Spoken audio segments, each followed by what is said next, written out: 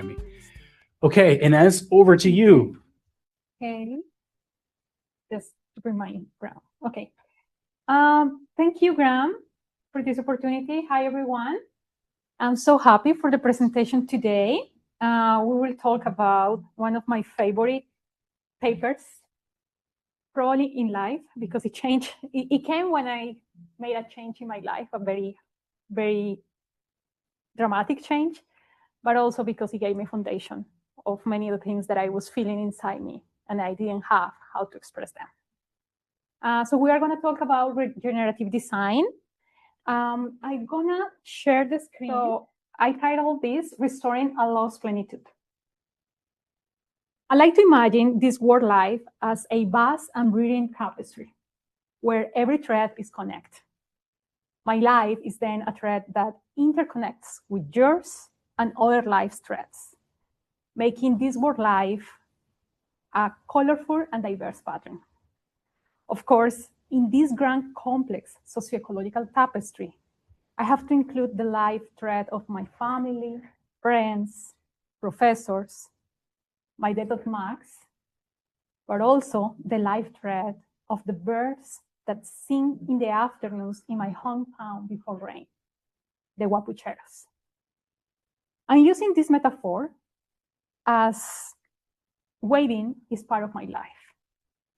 My mother kindly waved the shawl or the poncho that I'm wearing today.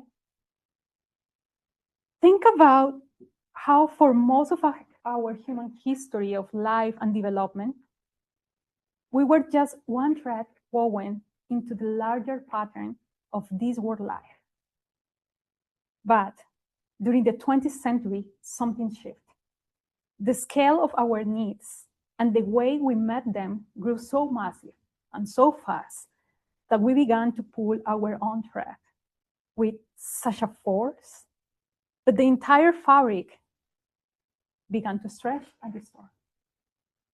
We reached a critical point where our actions began to overwhelm the regenerative capacity of every system that supports us. We didn't realize that by straining the earth, we were actually straining ourselves, because we're not two separate sides in the conflict. We are part of this tapestry as much as whales and oaks are. How did we respond? Oh yeah, we tried to fix it. But we tried to fix it using the same mechanistic worldview that caused the problem in the first place. Viewing nature as a machine that can we take apart, study, understand, and of course manage. We saw ourselves as a separate from the tapestry, standing above it, trying to control it from outside. This leads us to two paths that define sustainability today. The first, it's public policy or the negotiated sustainability. A list of indicators and checklists designed to reach a political consensus, where the goal is to keep current systems running a little bit longer. The second path is the ecological modernization or the business approach. It focuses on eco-efficiency, doing more with less.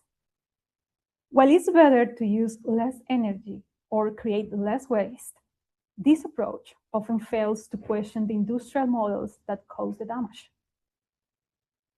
It is good to know that we are reaching the limits of all these old ways of thinking. Yes, because the mechanistic worldview has its own limits. Krishna du Plessis, in her paper Towards of a Regenerative Paradigm for the Built Environment from 2012, invites us to move from the mechanistic worldview to an ecological worldview, which is known the regenerative paradigm. It's not about maintaining a status quo or simply doing less harm. The regenerative paradigm is about seeing humans as an integral part of a complex, living, and adaptive social ecological system. It is a shift from being a user of ecosystem services to being a co-creative partner with nature. While the work of du Plessis is memorable and has been appealing for Western societies, this is not the first time we have heard this invitation.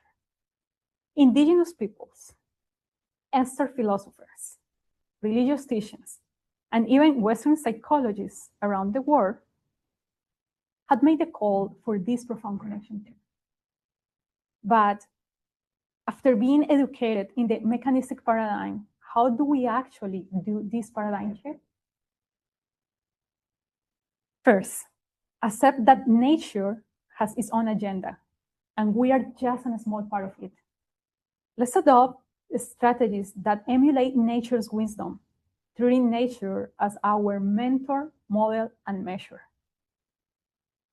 Accept that there is no an optimal or a steady state that can be measured by a checklist or fixed targets. Instead, focus on the system's ability to absorb, adapt, and evolve under disturbance.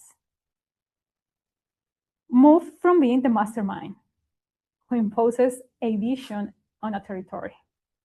Instead, become a facilitator of a process of revealing to the answer to what does nature want to be in this territory?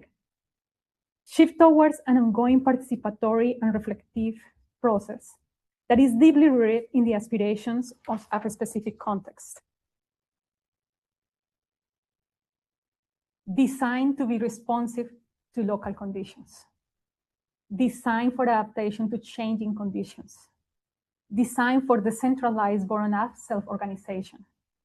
Designed for regenerative rules based on ethical norms and reciprocity with all the threads in the tapestry. Designed for restoring the lost plenitude.